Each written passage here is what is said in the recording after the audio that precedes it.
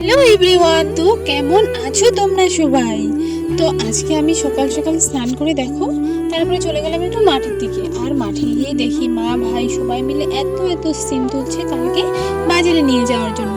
তো কি আবার এতগুলো সিম তো আর একাই তুলানো সম্ভব না, যেহেতু ভাই হেল্প করছে তো ভাবলাম যে আমিও একটু হেল্প করে দিই।